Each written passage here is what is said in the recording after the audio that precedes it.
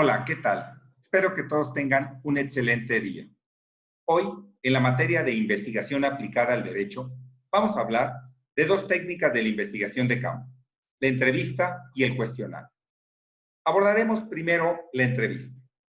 ¿Qué es? Es una conversación que se da entre dos sujetos, uno llamado entrevistador y otro entrevistado. Es una conversación con el fin de averiguar alguna indagatoria que le interesa, en este caso, al sujeto. Existen diversas formas de practicar la entrevista. Primero, la entrevista formal o estructurada. ¿En qué consiste?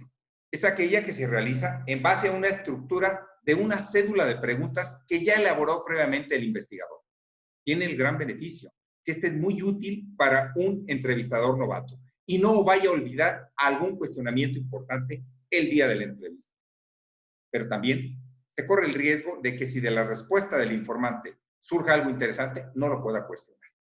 También tenemos otro tipo de entrevista, la no estructurada o no formal, que se subdivide en tres: focalizada, clínica y libre o no dirigida. ¿En qué consiste la focalizada? Se desarrolla sobre temas que le interesan al investigador, pero para poder obtener un resultado efectivo, requiero que el informante haya tenido la experiencia o la vivencia del hecho. Si yo quiero saber qué opina de cómo fue el proceso electoral, requiero que el sujeto conozca o haya participado en el proceso electoral. La segunda forma de entrevista no estructurada es la clínica. Esta es muy útil para averiguar hechos, emociones, sentimientos. Y sobre todo, vemos que le aplican psicólogos o incluso hasta psiquiatras. Para el campo del derecho es muy útil, sobre todo en el derecho penitenciario, para ver un perfil del delincuente. Y no solamente pensemos en el área punitiva, las víctimas de un divorcio, las víctimas de algún otro tipo de conducta que afecte emotiva o afectivamente la situación de alguna de las partes, es muy útil este tipo de entrevista. Y finalmente, la entrevista libre o no dirigida. Por su nombre parecería que es la más simple, pero es la más compleja de realizar, porque aquí el entrevistador no trae una cédula como la estructurada, todo lo hace en su mente, lo organiza de tal manera que sabe qué cuestionar, pero tiene la gran fortaleza de que si de la respuesta del informante puede hacer planteamientos derivados de la misma. Obvio que para este tipo de entrevistas se requiere mucha capacidad, agudeza y praxis.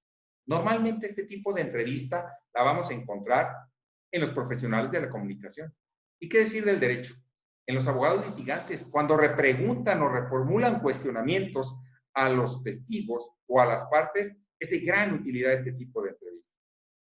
Es importante tomar en consideración que el entrevistado y el entrevistador tienen cualidades o características para que ésta resulte eficaz. Por lo que ve al entrevistador, don de gentes, cortesía, tacto para hacer las preguntas, amabilidad, paciencia para repetir preguntas, son algunos de los datos que un entrevistador debe de poseer. Pero también la otra parte es medular.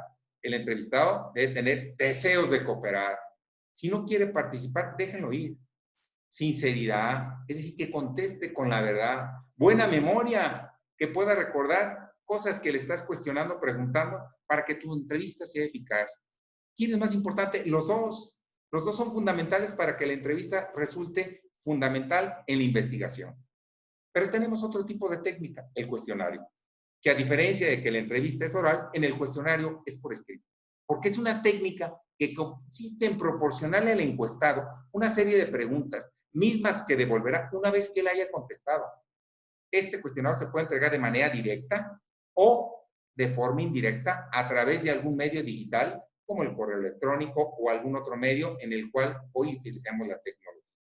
Y este tipo de técnica tiene la gran bondad de que se pueden plantear distintos tipos de preguntas que no siempre en la entrevista me va a permitir. Por ejemplo, preguntas abiertas, donde el informante va a responder hasta donde su capacidad le permita. Preguntas cerradas, donde el informante responde un sí, un no o tal vez un no sé. Y finalmente, las preguntas de elección o selección múltiple. Aquí se le presenta al informante una serie de opciones en la cual él tendrá que escoger cuál es la respuesta correcta, adecuada o certera. Si se fijan, ambas técnicas de campo son importantes, completas, y aquí el gran dilema, ¿cuál tendría que utilizar?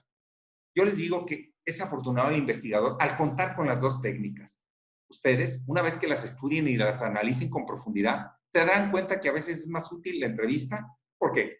Porque obtiene más datos, profundiza con el informante más, pero claro, también inviertes más tiempo al realizarla, y más si tienes que entrevistar a varias personas. El cuestionario también es útil porque en un mismo momento puedes aplicar el mismo instrumento a varias personas, pero se limita más porque es más impersonal.